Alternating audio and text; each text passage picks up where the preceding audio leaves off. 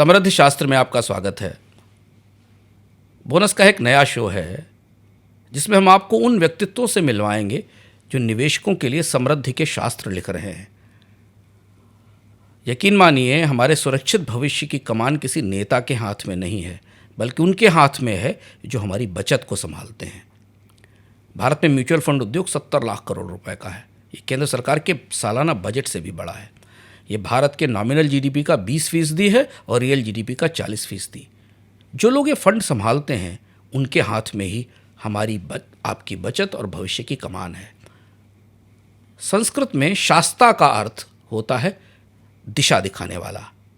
शास्त्र शब्द इसी से जुड़ता है और इसलिए हमारे इस कार्यक्रम का नाम है समृद्ध शास्त्र, जहां हमारे साथ होंगे हमारी समृद्धि के शास्त्री यानी गाइड। और आज इस कार्यक्रम में हमारे साथ हैं आदित्य बिरला म्यूचुअल फंड के एमडी और सीईओ ए बालासुब्रमण्यम। म्यूचुअल फंड की दुनिया उन्हें बाला के नाम से बुलाती है। 30 साल का तपा हुआ अनुभव, करीब 4 लाख करोड़ रुपए का फंड संभालते हैं। बाला से इस बातचीत में हमें पता चलेगा कि भारत के सबसे कामयाब फंड मैनेजर आखिर सोचते कैसे हैं, उनकी निवेश रणनीतियाँ क्या हैं और उनकी ज़िंदगी ने उन्हें क्या सिखाया है। तो आइए शुरू करते हैं ए बालासुब्रमण्यन से उनके समृद्ध शास्त्र पर चर्चा। आपको बहुत बहुत स्वागत है बाला इस कार्यक्रम में। आप मेलुटूर के एक परिवार से, मध्यम वर्गीय परिवार में पढ़े लिखे, जहाँ पढ़ाई लिखाई को सबसे ज़्यादा महत्व दिया जाता था। गांव से मुंबई तक का सफ़र किया। माता पिता पढ़ाई पर ही जोर देते थे। आज आप 4 लाख करोड़ रुपए के फंड की जिम्मेदारी संभालते हैं। लाखों निवेशकों का भरोसा है आपके ऊपर। जो फैसले आप लेते हैं उनमें जोखिम है, बड़ी हिम्मत करनी पड़ती है। इस हिम्मत में उस परवरिश का क्या रोल रहा है, जो परवरिश आपको मिली थी? इसमें तो आप इन्वेस्टमेंट का अगर देखते हैं, आप इतना ज़्यादा सोचते हैं उतना आपको कॉम्प्लिकेट होता है। ये जो आप बैकग्राउंड जो बताया था, actually that come from village से अभी 4 लाख करोड़ का आज प्लस म्यूचुअल फंड में जो मैनेज करते हैं, इसको जो ग्राउंडिंग जो होता है, जो ग्राउंडिंग जो है common sense investments, common sense approach जो बोलते हैं, से हमेशा निवेश का हमेशा लोग समझते हैं इट्स टफ, थोड़ा कॉम्प्लिकेटेड समझ के लोग निवेश करते हैं। ये बैकग्राउंड के हिसाब से अगर देखते हैं, अगर जो अपग्रेडिंग चाहते हैं अपना देश में, भारत का अगर देश में अगर देखते हैं, निवेश का फंडा प्रिंसिपल्स सही रहता है। प्रिंसिपल्स एकदम क्लियर रहते हैं, सही रहते हैं, पता नहीं है बट क्लियर रहता है। So which is nothing but common sense approach.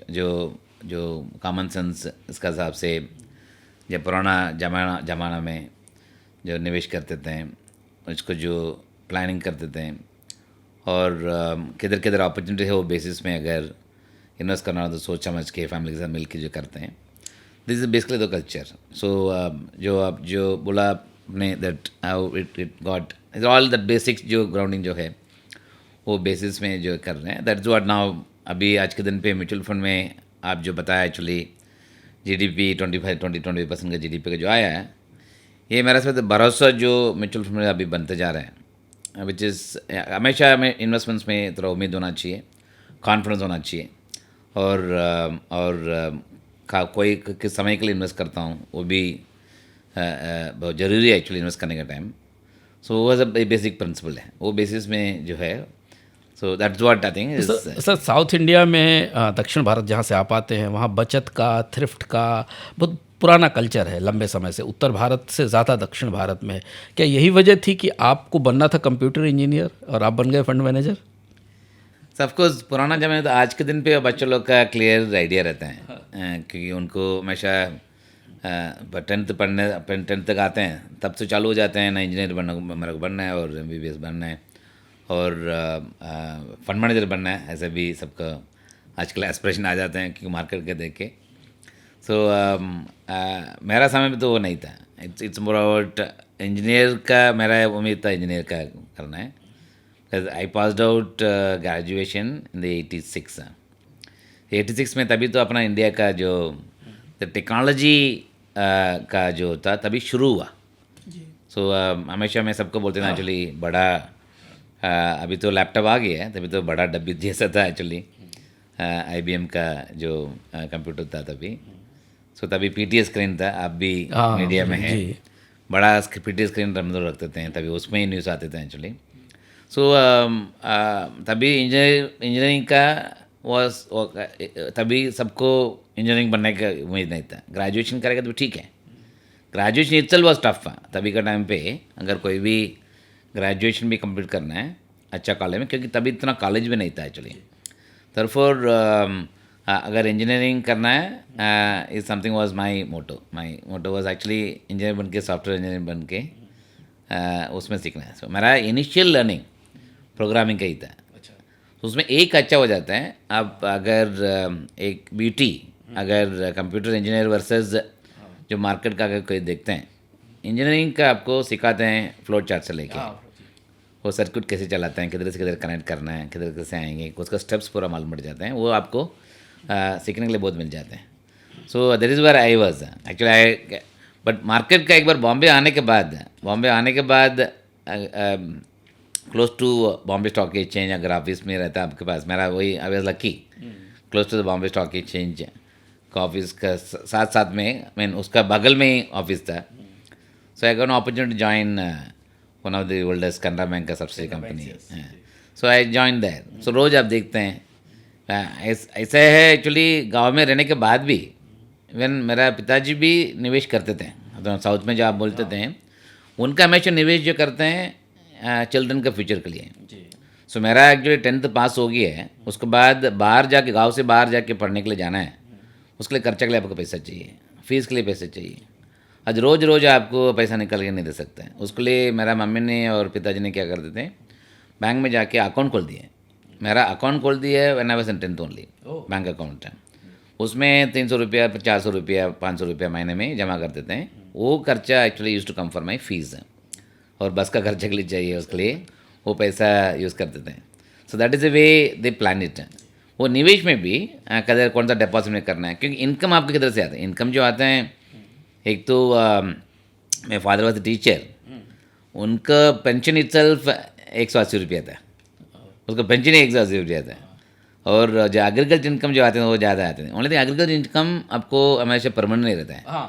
सो कभी अच्छा आ जाते हैं, कभी खराब आ जाते हैं। अगर एक क्रॉप है, साल में एक क्रॉप है, आपका साल एक बार आपका इनकम आता है, 1 एकड़ का लैंड में अगर 10,000 रुपये उसमें निवेश करना है, सो तभी जो पैसा संभालने के लिए जो कोशिश कर देते हैं, आपका माँ बाप को देखते हैं, सो पैसे कम प्लानिंग जो करते हैं, जो that something also give me some insight. Bombay आया और मार्केट में शुरू हुआ, तभी उनका थोड़ा हवा था मेरे पास। यही सवाल मेरा अगला था कि पैसे को लेकर हमारे संस्कार होते हैं, हर परिवार के अपने ट्रेडिशन होते हैं, घरों में सिखाया जाता है। आमतौर पर पैसे को लेकर हमारे मनोविज्ञान में 2 तरीके की चीज़ें होती हैं, या तो ग्रीड या फियर, या तो हम डरते हैं या लालच होता है। आपके फंड मैनेजमेंट में जो पहली सबसे बड़ा सबक आपको मिला पैसे को लेकर, मनी को लेकर, वो क्या था जो आपके परिवार से आपके पास आया, जो आज तक आपके कामकाज को में रिफ्लेक्ट करता है, उसको प्रभावित करता है? है तो रियल एग्जाम्पल है। जो बॉम्बे आया तभी बोला था एक्चुअली, तभी उनका भी इन्वेस्टमेंट था म्यूचुअल फंड में। तभी रिलायंस का IPO आया था, एंड म्यूचुअल फंड में इन्वेस्टमेंट निवेश था। तभी कैन बैंक का 2-3 यूनिट था, और SBI का 2-3 यूनिट था। तभी आज के दिन में NAV जो है, तभी NAV नहीं था एक्चुअली, मार्केट में ट्रेड होते थे यूनिट 64 का टाइम पे। सो तभी सर्टिफिकेट सब लेके इधर बॉम्बे में आया है, उनको तो कुछ पता नहीं है। सो मेरे पास देखे, तुम्हारा देख के समझ के या बेच दो, कभी लगता तुमको बेच दो। बट मार्केट में अगर प्राइस देखते हैं, उनका लगाया कुछ 50,000 रुपया है, उसका वैल्यू हो गया 7 लाख रुपया। सो मैं सोचा एकदम ग्रीड आ गया मेरा भी, अगर 7 लाख 7 हो जाएगा, 10 हो जाएगा, 10 15 हो जाएगा करके। ये कब का बात है? 92 स्कैम के पहले। अच्छा, 92 स्कैम के पहले की बात। 92 स्कैम के पहले मार्केट एकदम तेजी में था। हाँ, तेजी में था जी, एकदम तेजी में था। हाँ। सो मेरा मम्मी को भी एकदम खुशी की तरफ से मैं लेटर दिखता है एक्चुअली, आपको जो दिया एक्चुअली सबको वैल्यू अच्छा बढ़ गया है। अच्छा, मैं भी सोच के थोड़ा बड़ा भाव अच्छा भाव आएगा तो और बेचेगा। है 50,000 रुपये डाला था, 7 लाख रुपये मिल रहा है, वो भी अच्छा गेन मिल रहा है। आपका एक्सपेक्टेशन नहीं था उतना मिलने के लिए, शायद 50 रुपये 1 लाख होएगा करके समझ के डाला था, 7 लाख हो गया। फिर मेरा और पिताजी और मम्मी को समझाता था एक्चुअली, और थोड़ा बढ़ेगा करके। तो उसके बाद मार्केट गिरना शुरू हुआ। वो स्कैम के बाद मार्केट गिरना शुरू हुआ। वो 12-10 हुआ, 10 गए, 7 हुआ, 7-5 हो गए। सो मैं बोला नहीं 5 हो गए, ठीक है 5 तो आज मिल रहा है, भेज दे एक बार। सो सीधा ग्रीड से लेके फेयर में आ गए। सो उसके बाद 5 लाख मिलने के बाद और नीचे आ गया, वो तो अलग सिनेरियो है। बट फैक्ट इज तभी मेरे को मालूम पड़ा है, आपको जो किधर ज़्यादा ग्रीड रखते हैं उधर जोर से लग सकता है, ज़्यादा फियर भी रखते हैं तभी आप मार्केट से हट जाएंगे। सो ये धीरे धीरे करके आए। दूसरा भी क्या मार्केट में ये जो सीखने जो मिला, जो 92 स्कैम में पूरा सामने देखा एक्चुअली, क्योंकि हम seeing it close to market, लोग का कैसे बिहेव कैसे करते हैं आउटक्राई सिस्टम में, ये सब देखने के बाद तभी जो मार्केट में एक हमेशा जुड़ा हुआ रहता है फियर और ग्रीड, इसका कैसे संभालना है। आप एक्सपीरियंस करेंगे तभी मालूम पड़ेगा, आप थोड़ा लूज़ करेंगे तभी मालूम पड़ेगा। ये लूज़ करने के बाद उसको समझ के ये क्यों कारण की वजह से हुआ उसको दूर रहना भी जरूरी रहता है। ये सब सीखने के मिला तभी। सो फंड मैनेजमेंट जो आने के बाद ये सब हमेशा एज पार्ट ऑफ बिहेवियर, जो मार्केट में हमेशा जो इन्वेस्टमेंट का जो सीखा, एक तो साइंस है, दूसरा आर्ट है। साइंस इज नथिंग बट आपको जो निवेश जो करते हैं उसका एनालाइज करके उसका पूरा पूरा डाटा निकाल के कंपनी कैसे चलेंगे, प्रोडक्ट कैसे चलेंगे, वो बेसिस पे करते हैं। और बाकी जो मैक्रो वेरिएबल जो है वो सब समझ के इन्वेस्टमेंट निवेश जो करते हैं, उसका साथ साथ में आर्ट जो है which is nothing but understanding market के मोहम कैसे रहते हैं, फेयर किधर ज़्यादा रहते हैं, किधर गिर ज़्यादा रहते हैं, उसके हिसाब से बैलेंस करके जो निवेश करना है वो सब एक्चुअली सीखने के लिए मिला। ये पहले का एक्सपीरियंस है, is that's I have seen it, value getting double triple 5 time हो गया, but greed is telling me not to take actions. ये मेरा माँ बाप को उतना मालूम नहीं था, क्योंकि आप तभी तो फ़ोन में आप बातें लंबा समय के लिए बात नहीं कर सकते थे, क्योंकि फ़ोन वॉज वेरी कॉस्टली। तो आप कितना लेटर लिखेंगे, आप कितना भी लेटर लिखेंगे तब तक अगर लेटर पहुँचते हैं 3-4 दिन 5 दिन लगता है लेटर पहुँचने के लिए, तब तक तो मार्केट आप उल्टा सीधा हो सकता है। सो देयरफॉर इसमें एक अंडरस्टैंडिंग है, आपके पास ये ट्रस्ट है, वो ट्रस्ट का अगर पूरा का पूरा फुलफिल करना है, जो बेस्ट इंटरेस्ट में जो काम करना है वो करना ही है। अगला सवाल पे चले हम, उससे पहले आपकी पर्सनल लाइफ की, बाला की पर्सनल लाइफ का कौन सा एक वो वैल्यू सिस्टम है जिसे आप अपनी इन्वेस्टमेंट स्ट्रेटजी में फॉलो करते हैं? हम क्योंकि अब इन्वेस्टमेंट की दुनिया में बहुत सारी वैल्यूज़ हैं, हर कंपनी के अपने अपने सिस्टम्स, आपका कौन सा अपना पर्सनल सिस्टम है जिसे आप इन्वेस्टमेंट में भी फॉलो करते हैं? एक तो मार्केट में हमेशा आवाज़ बहुत आते हैं, मगर market is filled with noises. वो नॉइसेस को कैसे अवॉइड करके सोच समझ के कूल माइंड से जो काम करना है, कूल माइंड से जो काम करना है मार्केट में धीरे धीरे करके, एक मेरा पर्सनल ट्राइल्स रखा हुआ एक्चुअली। कुछ भी मार्केट है उसका समझ के जो नीजर रिएक्शन जो बोलते हैं, जो नीजर रिएक्शन, क्योंकि आपको नीजर रिएक्शन में कभी भी डिसीजन ले सकता है, उसमें कभी अच्छा भी हो सकता है उल्टा भी हो सकता है।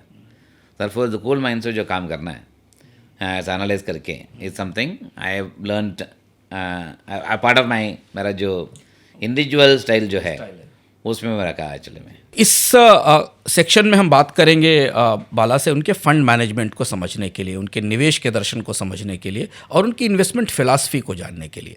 क्या क्या नसीहतें वो अपने निवेश में लेकर आए।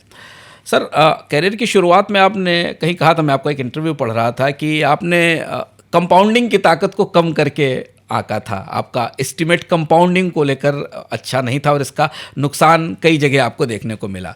अब आप इसके सबसे बड़े पैरोकार हैं, आप अपने अलग अलग इंटरव्यूज़ में कहते भी हैं कि कंपाउंडिंग की ताकत को समझना चाहिए। कोई ऐसा इन्वेस्टमेंट डिसीज़न जो आपने लिया हो जिसने आपके भविष्य को पूरी तरह बदल दिया हो या आपके फैसलों को पूरी तरह बदल दिया हो, वो क्या था? एक तो इन्वेस्टमेंट, पहले तो इन्वेस्टमेंट आपका जो कैरियर में जो इन्वेस्ट करना है, सो पहले तो इन्वेस्टमेंट जो किया एक्चुअली आपको मेरा उसका एनीथिंग जो करते हैं लंबा समय के लिए जो करते हैं, कोई भी जो आप चीज़ करते हैं कोई भी शॉर्ट टर्म के लिए नहीं करते हैं। So which is whether it is a job, whether it is family side, whether it is building wealth comes later. पहले जो आपको जो कमाना शुरू करना है वो ज़रूरी है। वेल्थ बाद में आते हैं. सो मेरा इसमें मेरा पूरा जर्नी में मेरा इनिशियल 10 साल में कभी वेल्थ क्रिएशन का मौका बिल्कुल नहीं था. अच्छा. It is build your career. अच्छा. क्योंकि इन्वेस्ट जो कैरियर में आकर इन्वेस्ट करते हैं, जॉब में इन्वेस्ट करते हैं, अच्छा कंपनी में काम करने इन्वेस्ट करते हैं, आपका खुद का नॉलेज में इन्वेस्ट करते हैं, और फैमिली की तरफ से भी थोड़ा फोकस करते हैं, चिल्ड्रन का ब्रिंग करना है, अगर वो करते हैं automatically actually it helps you in the long term wealth creation. Therefore wealth creation is actually outcome जो आते हैं वो ऑटोमेटिक आते हैं. सो उसमें जो डिसिप्लिन जो करना है, it is nothing but stick to the basic discipline of investing. Basic discipline investing is कुछ भी चीज़ देखते हैं, एनालाइज करने के बाद लॉन्ग टर्म के लिए देखते हैं. सो वो that doesn't come that easily. So it comes experience के साथ हैं. वो कभी एक्सपीरियंस कभी आएंगे, आप ज़्यादा से ग्रीड रख के अगर वेल्थ क्रिएशन में ज़्यादा मोहम रख के एकदम रिच बनना है ओवरनाइट टाइप्स अगर वो चस के करें, then will end up making mistakes. So मेरा इसमें I always use to think career is the first जो monthly income that you have gets. अगर आपका बिजनेस आते आते हैं तो विल बिकम बिजनेसमैन. सो खाली अपना मेरा इसमें कैरियर में कभी बिजनेस का कुछ इच्छा नहीं था. It's a work for good group, work for good company. So therefore जो किधर आपको अच्छा अपॉर्चुनिटी मिलता है that you must stick to it. So मेरे को कभी भी लोग पूछते हैं चलो आप 30 साल बिरला में हो गया है, अच्छा कंपनी है, अच्छा ब्रांड है, और ग्रोथ भी है, और एंड सीखने को भी मिलता है, और काम भी करने के लिए फ्रीडम मिलता है, और आपको क्या चाहिए. So that mean you have to look at that is long term. So वो बेसिस पे जो मेरा जो इन्वेस्टमेंट का प्रिंसिपल भी है वैसे ही है. सो उसमें एक अच्छा किया एक्चुअली इज़ लाइक पुराना ज़माना में एक वर्ड यूज़ करते हैं एक्चुअली इन्वेस्टमेंट का करने के टाइम, रिकरिंग करके. आप जो कंपाउंडिंग लिए बताया था एक्चुअली रिकरिंग करते बैंक में जो डिपॉजिट चलते हैं, रिकरिंग हिसाब से देखते थे, which is recurring but nothing but हर महीने में डालना types. Used to call it recurring deposit. Banks used to offer this. Bank करते हैं. सेकंड, आप पोस्ट ऑफिस में जाएंगे, उनका हमेशा अगर पूछें सर मेरा 10,000 रुपये करना है, इसका रिटर्न क्या आएंगे, वो कभी आपको रिटर्न नहीं बताएंगे. वो बोलेंगे 5-5.5 साल में डबल होएगा. कभी रिटर्न नहीं बताएंगे आपको. 5.5 में डबल होएगा बोलेंगे. अगर इंटरेस्ट रेट घट गया है, एक इंद्र विकास पत्रा करके आता था एक्चुअली, उसमें बोलेंगे 7 साल में डबल होएगा. उसका मतलब इंटरेस्ट रेट घट गया है 7 साल में डबल होते हैं. अगर इंटरेस्ट रेट बढ़ गया है शायद 5 साल में डबल होएंगे, कभी 4 साल में डबल होएंगे. सो बस उतना ही एक्सपेक्टेशन है. सो वो बेसिस में लोग निवेश करते थे. And even I also use to think simple principle of compounding. So simple principle of compounding is like normally अगर पैसा डबल करने के लिए अगर इंटरेस्ट रेट जो आपको जो सेटिस्फेक्शन लेवल पे मिलते हैं इज़ अबाउट 5.5 years. अगर वो अगर दिमाग में बैठ गया है, so that becomes a principle, then you आपको कंपाउंडिंग के हिसाब से देखते हैं. सर आपने लॉन्ग टर्म इन्वेस्टमेंट के लिए कहा, कंपाउंडिंग का कहा. अभी हाल में बाजार में गिरावट हुई, हमने देखा लोगों ने सिप तोड़ी, अपना सिप बंद करना शुरू किया. आपको फंड मैनेजर के तौर पे इस बाजार की जो अभी गिरावट आई जनवरी के बाद से हमने देखी, इसमें सबसे बड़ी लर्निंग क्या मिली एज अ फंड मैनेजर? किस तरीके की नसीहतें आपके पास आई? ना एक तो है आई थिंक ये जो आयोग गिरावट आया था अभी बीच में, ये कुछ नया चीज़ नहीं है. क्योंकि आप कोई भी आप 30 साल के हमारा एक्सपीरियंस में देखते हैं, हमारा एकदम ज़ोर से मार्केट गिरने से देखा है, एकदम ज़ोर से अपना इकोनॉमिक ग्रोथ आया हुआ देखा है. अपना इकोनॉमिक देश में इकोनॉमिक ग्रोथ जो चल रहा था तभी 10% का, डॉक्टर मनमोहन सिंह का टाइम पे, तभी ऐसे चर्चे थे 10% को ऊपर कैसे लेके जाएं. सस्टेन करने के सवाल नहीं था, 10 को ऊपर कैसे लेके जाता है. उसके बाद 10 को ऊपर आए नहीं, उसको नीचे आ गए. सो अगर नीचे गिरने के टाइम पे ऐसे ही आपका सवाल उठते रहते हैं. देयरफॉर जो रिसेंट जो फॉल आया हुआ एक्चुअली, अगर वो फॉल और अपना देश का जो लॉन्गर टर्म के हिसाब से जो विजन में जो चल रहे हैं, उसके लिए जो स्टेप्स लेते जा रहे हैं इकोनॉमिक को, अपना इंडियन इकोनॉमी को बड़ा करने के लिए और स्ट्रांग करने के लिए, अगर ग्लोबल इकोनॉमी के सामने इंडिया का कैसे आगे लेके जाते हैं, जो स्टेप्स जो ले रहे हैं, सो अगर वो बेसिस में अगर देखते हैं, ये मार्केट का जो वॉलेटिलिटी जो है शुड बी इग्नोर्ड. क्योंकि वॉलेटिलिटी आएंगे, क्योंकि एक तो अपना एक हो गया दैट जो इंटीग्रेशन जो अपना इंडिया और देश का जो इंटीग्रेशन जो हुआ, हमेशा एक जोकिंग करते हैं एक्चुअली, पहले हम लोग यूज्ड टू जोक, अगर जापान अगर कोल्ड उधर पकड़ लिया तो इंडिया विल स्नीज. क्योंकि पैसा आज के दिन पे हर जगह पे जाते हैं, एंड किधर भी अगर कुछ गड़बड़ हो गया है, पैसा तो हर जगह पे निकल सकता है. ऐसा नहीं है इंडिया इसके लिए निकलेंगे नहीं, बोलेंगे नहीं। बट इंडिया खुद के लिए जो कर रहे हैं, अगर उसका उम्मीद जो रख सकता है, so therefore it's all about belief, it's all about उम्मीद जो रखना है एक्चुअली अपना देश का ग्रोथ में कैसे आएंगे। जो डेमोग्राफिक डिविडेंड जो इंडिया का जो आते हैं, यंग पॉपुलेशन का डेमोग्राफिक डिविडेंड जो आएंगे, सो उसके से अगर देखते हैं ये करंट मार्केट वॉलेटिलिटी टेम्पररी है। हमेशा मार्केट में हमेशा में एक सिखा हुआ एक्चुअली, हर 2 साल में 3 साल में मार्केट में तेजी दिखेंगी, हर 18 मंथ्स 2 साल में मंदी दिखेंगी। साइकिल है मंदी और बैर और जो बुल जो बोलते हैं, मंदी और तेजी, क्योंकि तेजी का टाइम पे लोग ऐसा ऊपर लेके जाएंगे, उसके साथ साथ में मंदी आना है, ऊपर जाना भी जरूरी है, मंदी आना भी जरूरी है। सो देयरफॉर जो रिसेंट जो वॉलेटिलिटी आया था ट्रम्प ट्रैफिक के हिसाब से, टैरिफ हाँ जी बात से जो आया, थोड़े दिन के बाद वो भी थोड़ा कूल डाउन हो जाते हैं। सो देयरफॉर कितना आपको इम्पोर्टेंस देना है, एक उम्मीद क्यों रखना चाहिए अपना देश में जो आज के दिन में जो काम कर रहे हैं, ये पूरा लॉन्गर टर्म का अगर कंपाउंडिंग के हिसाब से देखते हैं, हर साल 7-7% अगर बढ़ते जा रहे हैं, अगर ग्लोबल इकोनॉमी पूरा मिल के अगर 4% में बढ़ते हैं, अपने 3% ज़्यादा बढ़ रहे हैं। अगर अपन ज़्यादा भागेंगे, ज़्यादा बढ़ेंगे, उसके साथ साथ में गैप जो है वो आप कम होते जाएंगे। So is logically is quite logical, ऐसा नहीं है, is not rocket science that अपन खुद ही हो जाएंगे, क्योंकि अगर 3-4% ज़्यादा बढ़ेंगे that it will take the economic growth, क्योंकि जो वॉलेटिलिटी जो है that should be seen as an opportunity.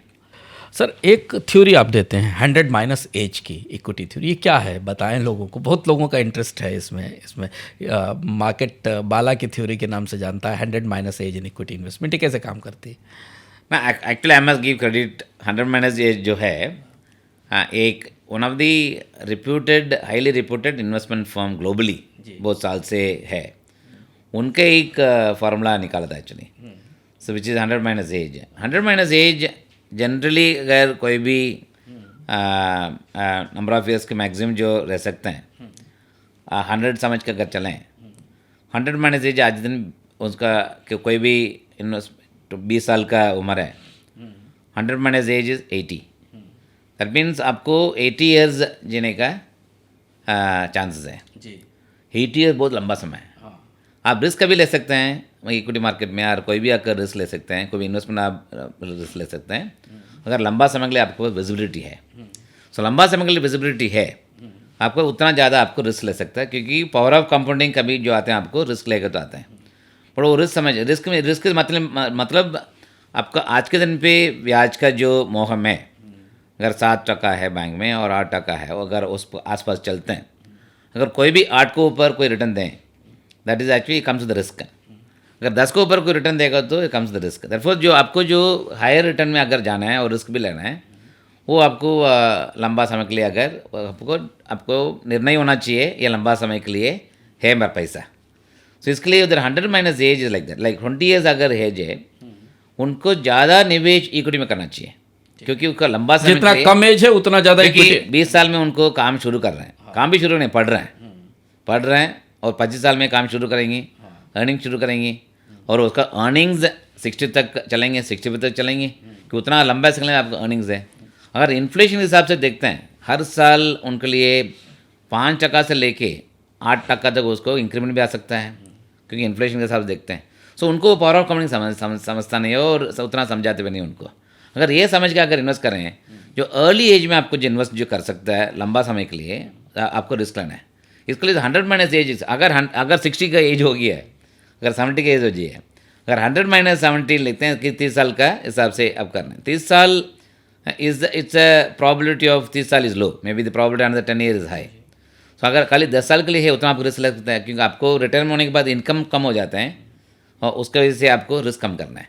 So this now to make understand जो रिस्क जो है, और रिस्क के बेसिस पे आपको निवेश भी किधर अच्छा असेट्स में निवेश करना है लंबा समय के लिए, वो समझाने के लिए 100 - एज जो रखा इज आपको link directly to the your earning potential. कितना कम उम्र रहते हैं उसका अर्निंग पोटेंशियल उतना बढ़ जाते हैं। तो ज़्यादा उम्र रहते हैं उसका रिकरिंग अर्निंग कम हो जाता है, बट रिकरिंग पोटेंशियल है ही है, चलिए अर्निंग पोटेंशियल है ही है, बट जो मंथली सैलरी जो रिकरिंग इनकम जो पहले आते थे दो कम हो जाते हैं। इसकी वजह से रिस्क भी आपको एडजस्ट करके वो रिस्क एसेट क्लास में इन्वेस्ट करना है। Risk asset class is equity, risk asset class. क्योंकि कभी भी मार्केट गिरेगा तो आपको पैसा लूज कर सकता है, बढ़ेगा तो आपको पैसा बन सकता है. सो दे रिस्क एसेट क्लास. तो असर लोकेशन करने के लिए ये बहुत जरूरी पड़ जाता है. असर लोकेशन के लिए बहुत जरूरी पड़ जाता है. एक सवाल मेरे दिमाग में आता है कि अगर ए बाला की इन्वेस्टमेंट स्ट्रेटजी को पर्सोनिफाई करना हो किसी मूवी में या किसी क्रिकेटर में, तो वो कौन होगा? ये तो थोड़ा मुश्किल है, पर्सन एक्सप्लेन करना थोड़ा मुश्किल है. आ, आ, इतना सिंपल रखते हैं इन्वेस्टमेंट का, उतना आपको आउटपुट बेटर आता है. सो मेरा हमेशा वैसे आपका फेवरेट क्रिकेटर कौन है? राहुल द्रविड़. राहुल द्रविड़. राहुल द्रविड़ क्योंकि एकदम स्टडी है और जो कभी टिका हुआ रहना है इधर क्रीज में अगर टिका हुआ रहना है, it's something I believe in that. क्योंकि सो कभी जरूरी है तभी आप काम पाना चाहिए. सो और दूसरा सपोर्ट भी हमेशा बैक एंड में सपोर्ट भी होना चाहिए.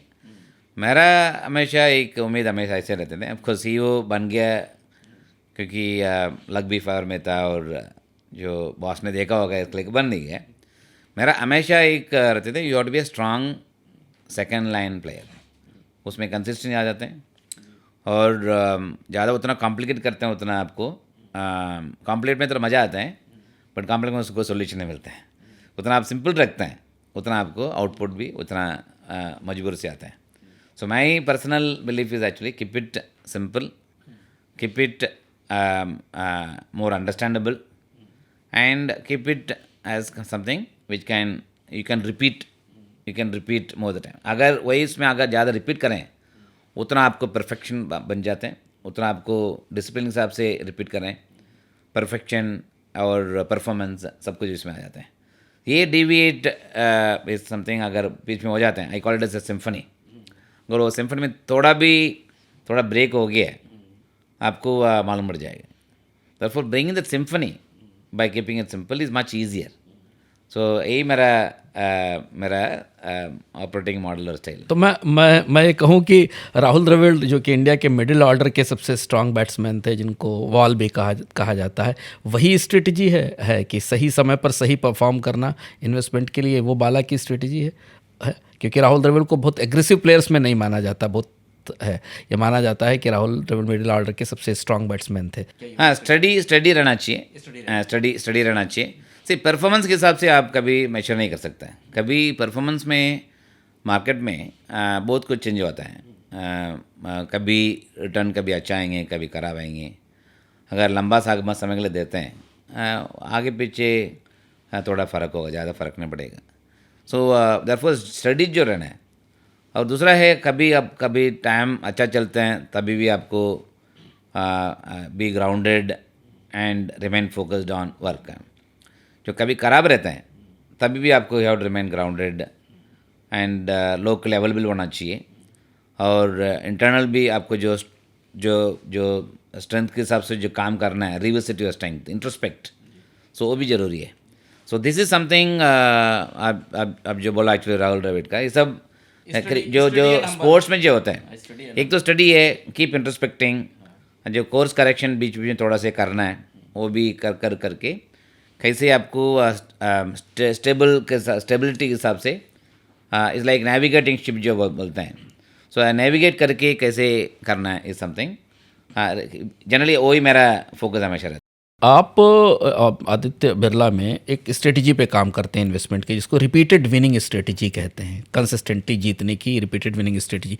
अभी कौन से थीम्स हैं, कौन से ऐसे सेक्टर हैं जो आपकी इस रिपीटेड विनिंग स्ट्रेटजी में फिट हो रहे हैं, जिनको लेके आप सबसे ज़्यादा एक्साइटेड हैं आने वाले 5 सालों के लिए, 10 सालों के लिए? सही, एक तो अगर अपना देश के हिसाब से देखते हैं विच इज़ अगर अपना GDP growth where we are today अगर 7.5 में अगर चलना है, और डेमोग्राफी के हिसाब से अगर देखते हैं, एक थीम हमेशा परमानेंट रहता है which is about consumption theme. क्योंकि वो थीम के हिसाब से देखते हैं, इंडिया का एकदम ज़्यादा से ज़्यादा स्ट्रेंथ आपका देश का पॉपुलेशन से आता है, विच is nothing but consumption led growth India में बहुत ज़्यादा है हमेशा. देयरफॉर वो सेक्टर में which is B2C kind of companies कभी खराब करेंगे, कभी अच्छा करेंगे, बट कंजम्पशन के हिसाब से देखते हैं लंबा समय के लिए. This one sector remains very very solid. Second is financial sectors. Financial sectors, एक तो अपना देश में wealth effect, per capita income अभी बढ़ते जा रहे हैं. तो धीरे धीरे करके मेरे हिसाब से पर कैपिटा इनकम देश का नेक्स्ट 5-10 साल में अगर देखते हैं, it will come close to about 10,000 kind of dollars. अगर पर कैपिटा इनकम बढ़ते हैं और उसके साथ साथ में इकोनॉमिक ग्रोथ भी बढ़ रहे हैं. सो एक सेक्टर में हमेशा प्रॉक्सिड इकोनॉमी जो बोलते हैं, एक्चुअली मैं प्रॉक्सिड इकोनॉमी जो बोलते हैं, it is about financial sectors which nothing but banks, NBFCs, जो होम लोन कंपनीज, ये सब में एक्चुअली आपको बहुत लॉन्गर टर्म के हिसाब से आई थिंक उसमें आ सकते हैं. So this is the second one. Third is actually मेरे हिसाब से इंडिया में इंजीनियरिंग कैपेबिलिटीज़ बहुत है एक्चुअली. सो लास्ट 4-5 साल से जो इंजीनियरिंग कैपेबिलिटी जो इंडिया में जो अनलीश हुआ है, कि किधर से अनलीश हुआ एक्चुअली, जो मेक इन इंडिया थी मैंने गवर्नमेंट ऑफ इंडिया ने बनाया है, उसमें हर अपना कंट्री में छोटा छोटा कंपनीज बहुत साल से है, बट कभी उनका मौका नहीं मिला एक्चुअली बड़ा करने के लिए, और उसका प्रोडक्ट का डिमांड बढ़ाने के लिए भी उतना अपॉर्चुनिटी नहीं था. बट मेक इन इंडिया आने के बाद जो गवर्नमेंट जो स्टेप्स लिया हुआ actually, spending on road, spending on railways, spending on defence, ये सब में जो स्पेंडिंग जो बढ़ाते जा रहे हैं, उसमें एक ही जन सप्लाई नहीं कर सकते. कोई भी मटेरियल आगे देखते हैं, कोई भी नहीं, इवन एक छोटा वॉल्व जो बनाते हैं उसका भी इंपॉर्टेंस बहुत होता है एक्चुअली प्रोजेक्ट्स में. कोई नट्स बनाते हैं उनका भी बहुत इंपॉर्टेंस है. वो आप देखेंगे ना अपने देश में ऐसा SMEs बहुत बड़ा हुआ एक्चुअली. बट इसमें अगर एकदम डीप डाइव करके देखते हैं, there will be many companies would potentially participating the, ये जो ग्रोथ का जो उम्मीद जो है उसमें पार्टिसिपेशन करने का बहुत अपॉर्चुनिटी है. So that something one has to be careful. अगर ब्रॉडर हिसाब से देखते हैं, जो कॉस्ट ऑफ कैपिटल जो आज के दिन में इंडिया में जो कम हुआ, पहले अपने देश में इंटरेस्ट रेट ब्याज बहुत ज़्यादा था एक्चुअली. अगर बिजनेस बिल्ड करना है, उनके ब्याज के हिसाब से मोस्ट ऑफ द इन्वेस्टमेंट कभी नहीं होते थे एक्चुअली, क्योंकि ब्याज और इसके सब देखते हैं, cost of capital almost comes about 8-9% आते थे. उसके बाद कमाने के बाद भी उनका पैसा मिलता है.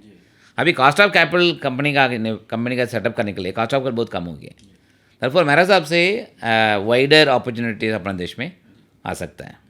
सर, कोई ऐसा सेक्टर है जिस पर लोगों की निगाह नहीं है और आपकी एसेट मैनेजमेंट कंपनी इस समय फोकस कर रही है? हाँ, ऐसा तो नहीं है. पूरा अपना देश में तो पूरा डिस्कवरी हो चुका है बहुत कुछ. ऐसा बोल नहीं सकता है कोई भी सेक्टर्स में उतना डिस्कवरी नहीं हुआ. बट डेफिनेटली आई थिंक जो कंपनीज डेटा एनालिटिक्स से लेके अभी नया चीज़ जो ग्लोबली जो आया है एक्चुअली, AI, आर्टिफिशियल इंटेलिजेंस में जो इन्वेस्ट करके और एफिशिएंसी बढ़ाने के लिए जो कोशिश करते हैं, is about more of efficiency improvement. किधर इनोवेशंस, एफिशिएंसी बढ़ाने के लिए जो काम चल रहा है, उसका फ्यूचर का प्रॉफिटेबिलिटी थोड़ा ज़्यादा से उम्मीद से बढ़ सकता है. सो उसमें हम लोग जो फोकस कर रहे हैं, अभी आज के दिन में अर्ली स्टेज बोल सकते हैं, क्योंकि ऐसा नहीं बोल सकते दैट अभी तो उसका अपॉर्चुनिटी आ गया. एक है. दूसरा एक एक्चुअली दैट जो द एग्रीकल्चर रिलेटेड जो अपना देश में जो फोकस जो है actually, but that sector is something आपको वाइड स्प्रेड अपॉर्चुनिटी नहीं मिलता है एक्चुअली. बट आई थिंक वो सेक्टर में एक बार आ सकता है. Third is about innovating on the defence side. There are lot of companies like for example India में कभी we never had drones manufacturing companies, बिल्कुल नहीं थे. अभी इंडिया में इलेक्ट्रॉनिक मैन्युफैक्चरिंग कंपनीज अभी आ रहे हैं, बहुत कुछ आ रहे हैं. बट उसमें भी नया अपॉर्चुनिटीज़ है. बट ओनली थिंग इज़ आपका ऐसे नहीं बोल सकते दैट ये सेक्टर में आप पहले नहीं डाल सकते हैं, क्योंकि ये फंडामेंटल के हिसाब से जो एनालिस करके वो जो करना है, ये सब रडार में आ जाते हैं अपॉर्चुनिटीज़ में. सो लाइक हाउ सेक्टर में जो रोटेट होते हैं, हमेशा मेरा एक कहना है एक्चुअली, मार्केट में हमेशा परमानेंट थीम रहते हैं, which is core sectors which like banking, consumer durable, ये सब कोर है. But at the same time cyclical जो आते हैं, आई थिंक मार्केट का हिसाब से, वैल्यूएशन के हिसाब से, ग्लोबल का इकोनॉमिक आउटलुक के हिसाब से, there are certain sectors will become cyclicals. So cyclical sectors पकड़ना is something is not that easy, but वो भी काम अपना जरूरी है actually to generate return. Sir एक सवाल जो भारत के निवेशकों में और जो छोटे निवेशक उनके दिमाग में आता है, जो मुझे अक्सर लगता है, कौन सा एक ऐसा बड़ा रिस्क है जो भारत के म्यूचुअल फंड इन्वेस्टर इग्नोर कर रहे हैं आपके निगाह में? क्योंकि आपने फिनेंशियल बिहेवियर्स का और अपने इन्वेस्टर्स के काम करने के तरीक़ों का अध्ययन किया है। कौन सा ऐसा बड़ा रिस्क है जो भारत के निवेशक आज भी इग्नोर करते हैं?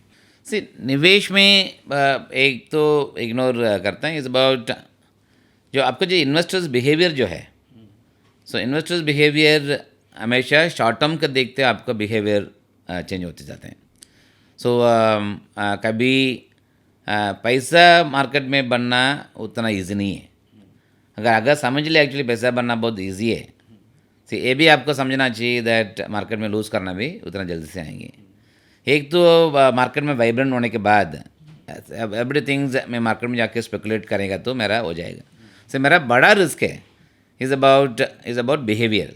बड़ा रिस्क है बिहेवियर, क्योंकि तेज़ी का मार्केट में कोई भी पैसा बन सकता है, बट मंदी का मार्केट में अगर लूज होते हैं वो रिस्क समझ के, देयरफॉर जो निवेश जो करते हैं वो लॉन्ग टर्म हिसाब से ये एक एक्चुअली बड़ा रिस्क, क्योंकि इन्फॉर्मेशन अवेलेबिलिटी आज के दिन पे whether it is social media, number of people actually give advice, not necessarily authenticate information. वो सब इग्नोर करके अगर इन्वेस्ट में अगर सोच समझ के करें, there is a high probability make money. Otherwise ये बड़ा रिस्क है। सो मेरा रिस्क है एक्चुअली, कभी इकोनॉमी एकदम ओपन हो गया, डिजिटल इकोनॉमी बहुत ओपन हो गया, इन्फॉर्मेशन अवेलेबिलिटी बहुत बढ़ गई है, आधा आपको नॉलेज में, सो आधा समझ के जो करते हैं वो मेरा बड़ा रिस्क हो सकता है। बाकी देश के लिए मेरा इकोनॉमिक पॉइंट ऑफ व्यू मेरे हिसाब से उतना रिस्क किधर भी मेरा नहीं लग रहा है, क्योंकि जो हिसाब से गवर्नमेंट ऑफ इंडिया फाइनेंस जो मैनेज कर रहे हैं, ग्रोथ के लिए मैनेज कर रहे हैं, जो देश में जो इन्वेस्ट करते हैं, निवेश जो करते हैं, ये एम्प्लॉयमेंट क्रिएट करने के लिए और देश का भला और बड़ा करने के लिए जो कोशिश करते हैं वो बहुत ज़्यादा है। वो मेरे हिसाब से ये सस्टेन होएगा। बट इन्वेस्टर्स बिहेवियर मेरे हिसाब से उतना लूज़ करते हैं, ये भी समझना चाहिए, इतना आप लूज़ करते हैं उतना आपका ताकत छूट जाएगा। तो ये लोग समझता नहीं, बोरो करके इन्वेस्ट करते हैं।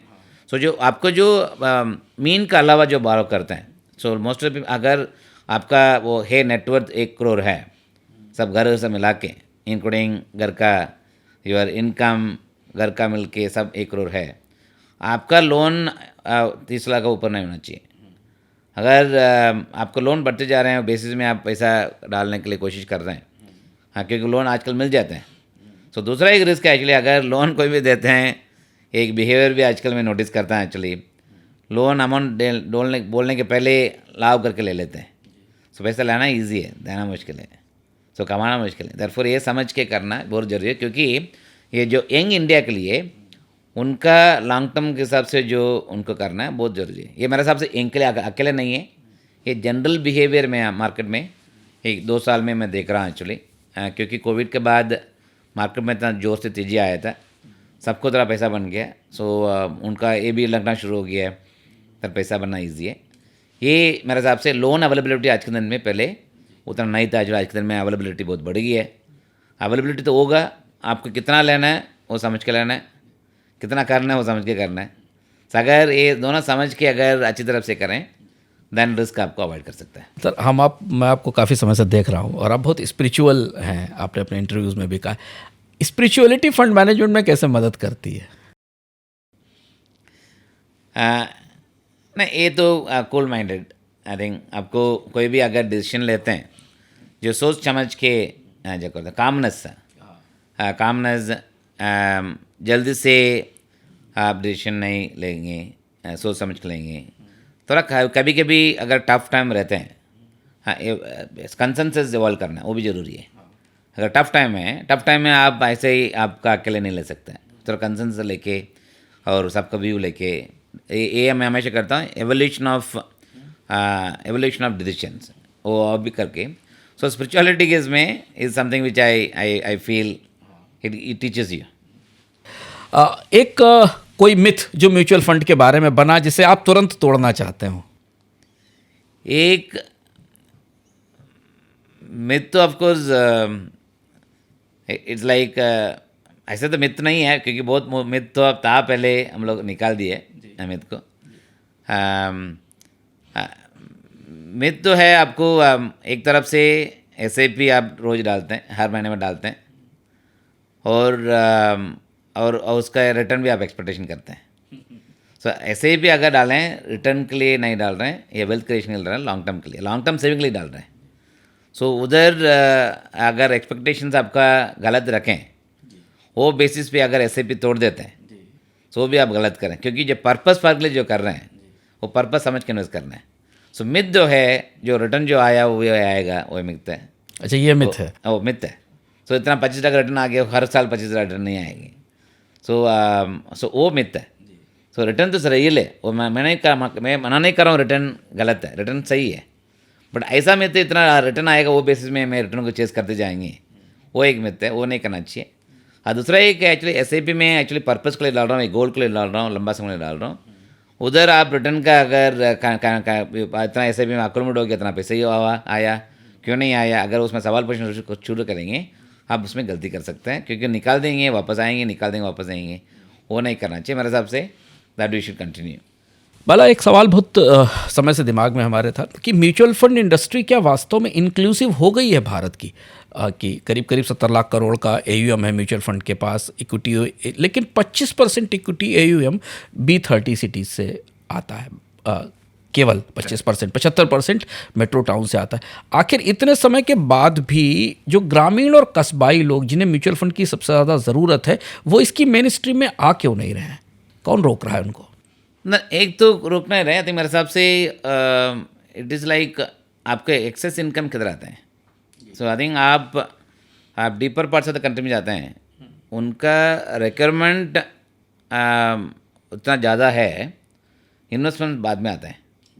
क्योंकि अगर कोई भी deep parts of the country में अगर देखते हैं, भारत का अगर इंटरलैंड में अगर देखते हैं, उनको तो कमाना है, घर का संभालना है, और बच्चों लोग का पढ़ाई करना है, और घर का जो सामान है महीने में करते जाना है, बट उसका सब करने के बाद भी जो सेविंग जो है वो कम रहता है जी। So hand to mouth I call it. I think if look at ये मेरे हिसाब से बढ़ते जाएंगे, पर कैपिटा इनकम जो बोला मैं एक्चुअली। सो देश में रूरल इकोनॉमिक जो बड़ा करने के लिए जितना सब स्टेप्स ले रहे हैं, सोशल बेनिफिट स्कीम जो गवर्नमेंट ऑफ स्टेट गवर्नमेंट भी दे रहे हैं, वो सब लोग का हाथ में जाते हैं। और एम्प्लॉयमेंट अपॉर्चुनिटीज़, लोग बोलते हैं एम्प्लॉयमेंट अपॉर्चुनिटीज़ कम है, मेरे हिसाब से सेल्फ एम्प्लॉयमेंट अपॉर्चुनिटीज़ आज के दिन पे लोग खुद का अगर शॉप खोल रहे हैं, खुद का बिजनेस खोल रहे हैं, ये सब में एक्चुअली धीरे धीरे करके वो बढ़ते जाएंगे। देखो मेरे हिसाब से जो अवेयरनेस जो आया है, और दूसरा उनको भी दिखता भी एक्चुअली कैसे आपको पैसा लॉन्गर टर्म के लिए संभाल सकते हैं, वो जो जानकारी धीरे धीरे बढ़ते हैं। आप जो 25% जो बोला था B30 स्कीम, B30 सिटीज़ का, हम लोग B30 चालू किया था तभी एक्सपोजर था 12% था, 12-13% था, 13 से अभी बढ़ के 25 हो गया।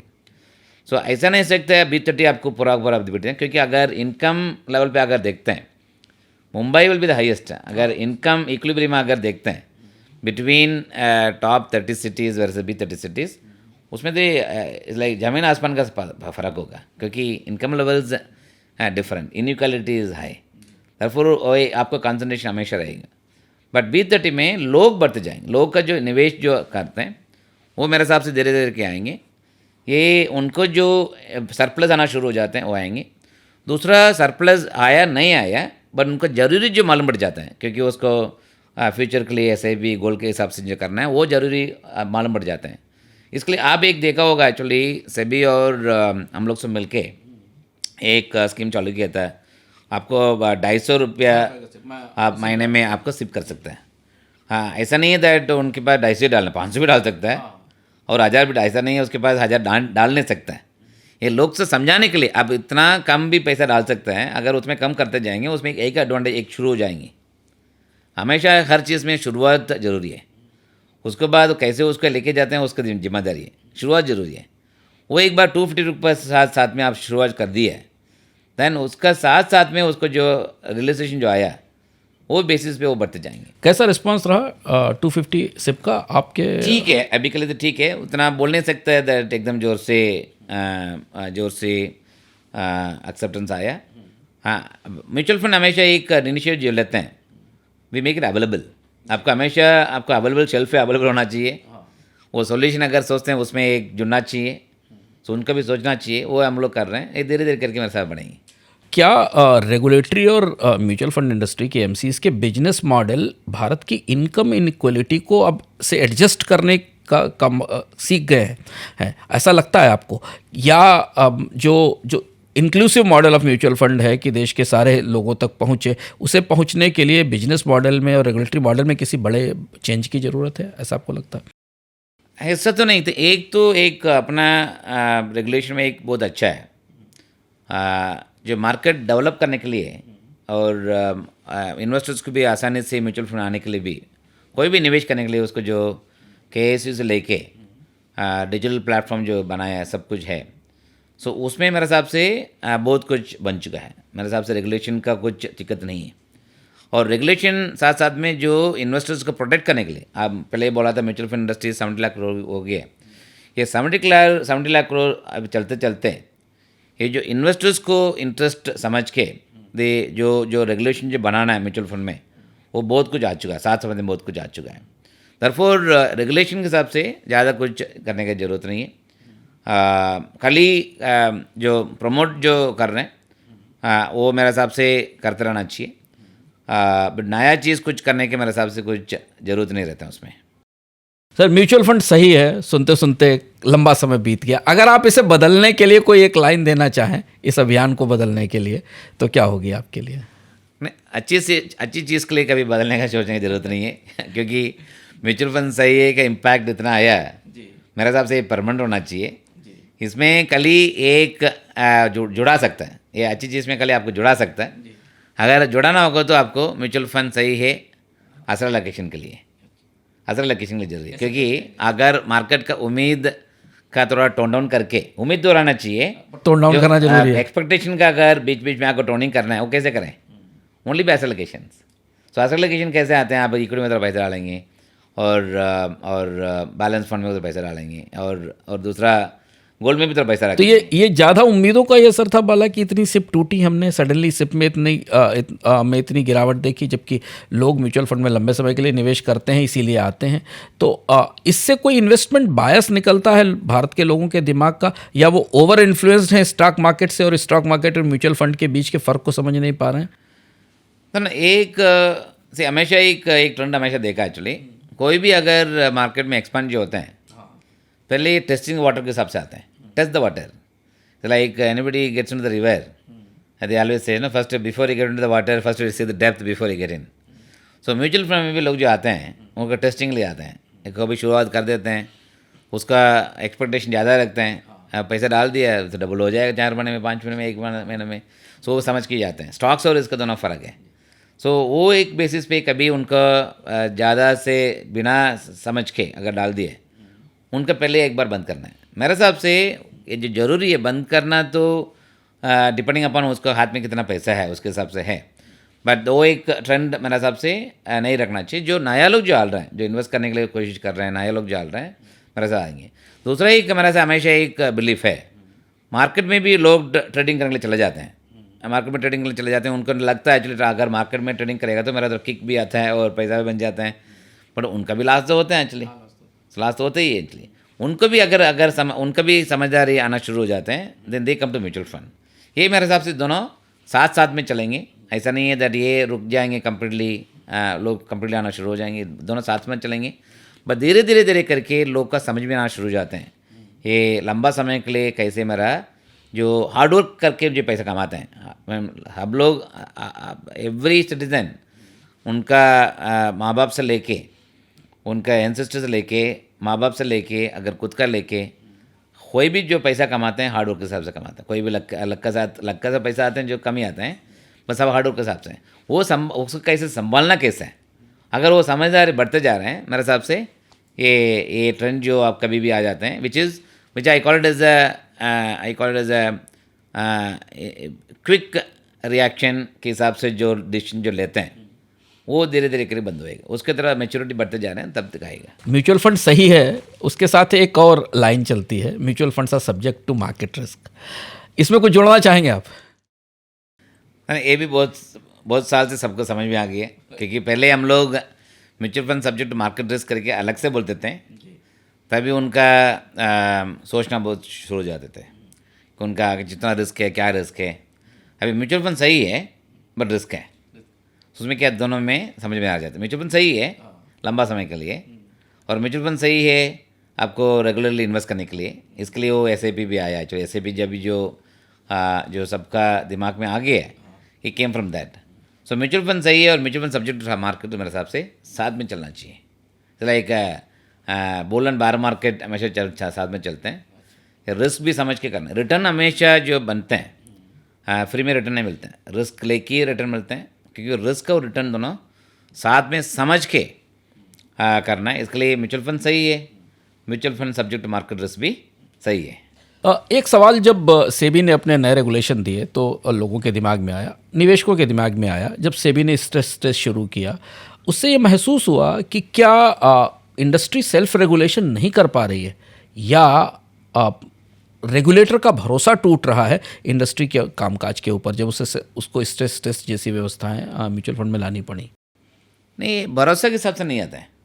सो हमेशा एक ग्रो होते जाते हैं, हमेशा एक इकोनॉमी बढ़ते जाते हैं, और म्यूचुअल फंड का जो निवेश जो करने वाला है वो बढ़ते जाते हैं। और इंडस्ट्री अगर बड़ा होने के टाइम पे आपको साथ साथ में कैसे डिस्क्लोजर करना है, कैसे मनी मैनेजर कैसे उनको जो पोर्टफोलियो जो बनना है, और क्या रिस्क ले सकता है, क्या रिस्क नहीं ले सकता है, अगर रिस्क लेते हैं और कैसे समझाएं कैसे लोग को, बाहर कैसे कम्युनिकेट कैसे करें। ये जो स्ट्रेस टेस्ट जो बोलते हैं, इट्स कॉल्ड 100th इवेंट। कोई भी आप देश में अगर समझ, it's like preparing for natural disaster.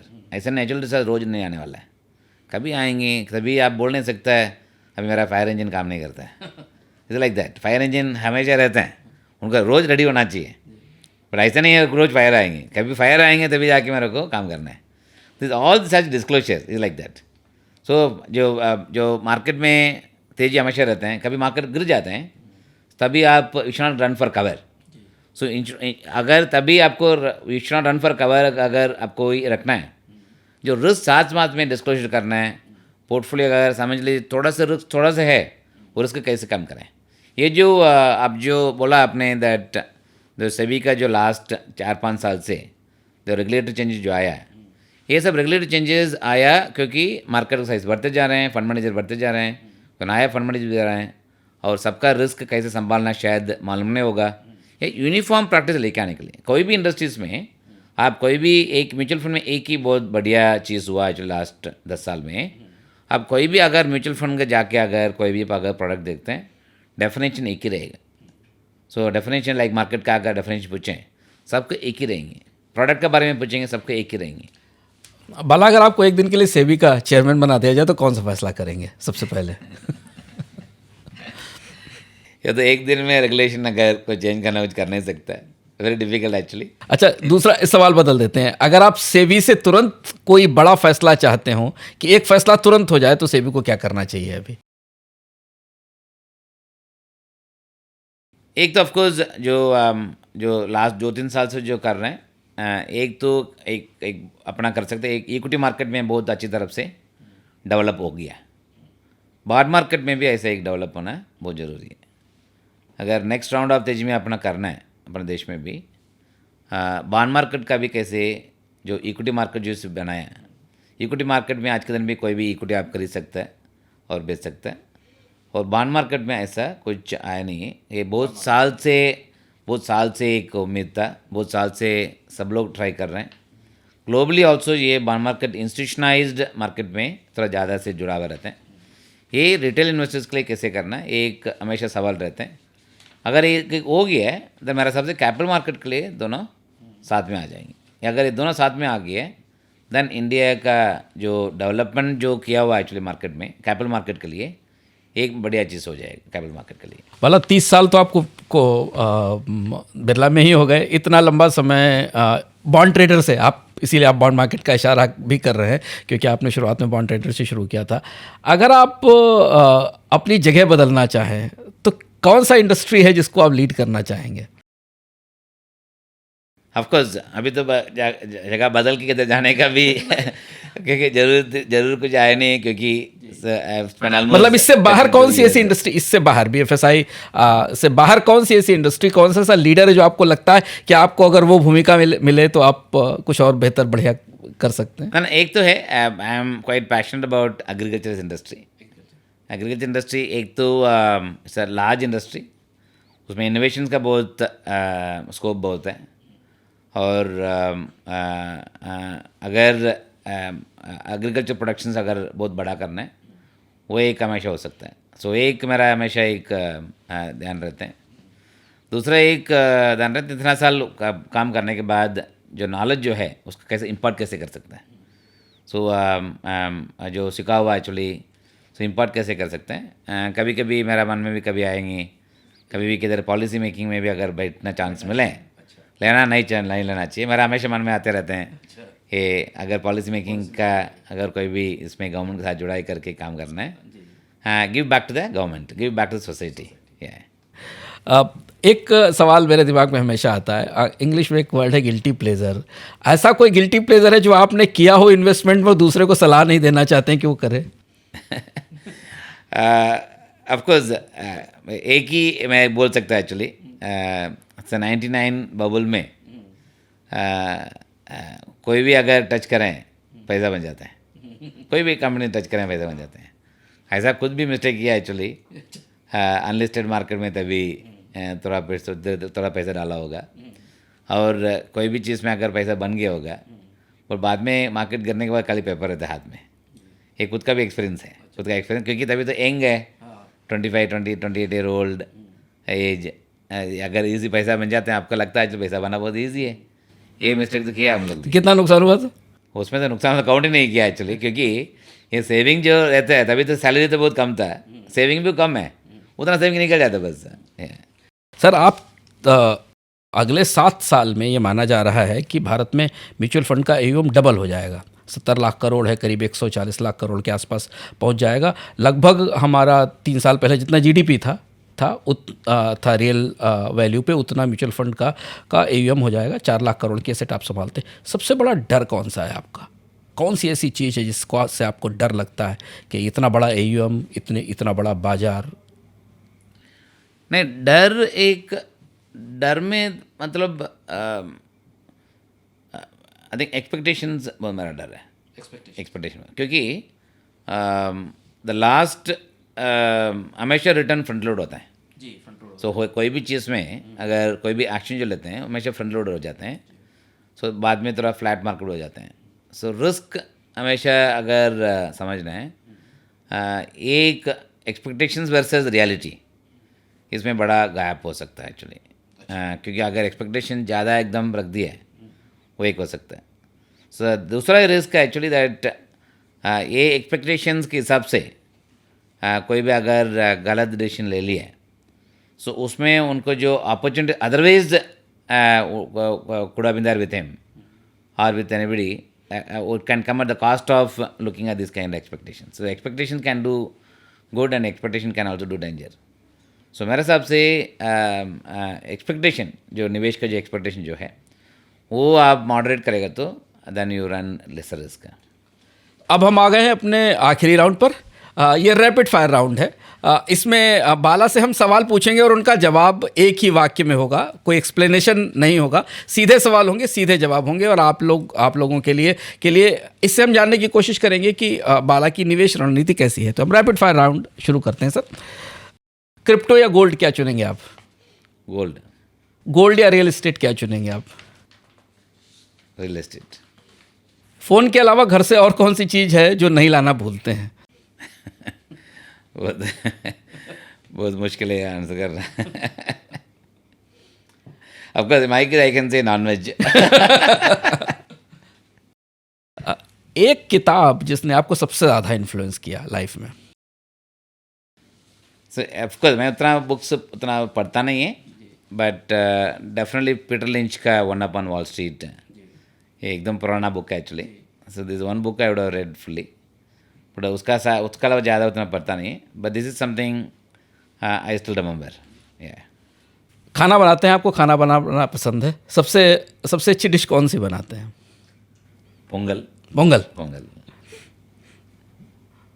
कभी किसी दिन आपसे किसी इंटरव्यू में उसकी रेसिपी लेके हम कभी बता सकते हैं रेसिपी लेके हम अपने दर्शकों को देंगे। इंडियन क्रिकेट का कौन सा मूवमेंट जो आपको हमेशा याद रहता है? It's like I think test match you play test match, क्योंकि मैं टेस्ट मैच बहुत देखा एक्चुअली, और 50 ओवर मैच बहुत देखा, वनडे गेम। ये दोनों I am real fond of these two things. आखिरी सवाल, ए बाला सुब्रमण्यम को बीएफएसआई इंडस्ट्री कैसे याद करेगी? जो काम जो करते हैं, लेगेसी जो छोड़ना है, मेरा अभी भी मेरा थोड़ा प्राइड मोमेंट है। म्यूचुअल फंड से काम करते करते और इंडस्ट्रीज़ का भी सोच के, इंडस्ट्रीज़ में मिलकर जो काम करते हैं वो एक हमेशा याद रहना चाहिए। सो अगर इंडस्ट्री के लिए काम करते हैं, सेल्फलेस होना चाहिए। सो सेल्फिश नहीं हो सकता, वो बेसिस में जो काम किया है मेरे हिसाब से शायद लोग रिमेंबर कर सकते हैं। तो बहुत बहुत धन्यवाद बाला, हमसे बात करने के लिए, बोनस से इतनी विस्तार से चर्चा करने के लिए और बहुत सारी नई बातें हमें बताने के लिए निवेश स्ट्रेटजी को लेकर और अपने बारे में। समृद्धि शास्त्र में कि आज के संस्करण में इतना ही। जल्दी मिलते हैं फिर किसी खास मेहमान के साथ एक नए साक्षात्कार पर।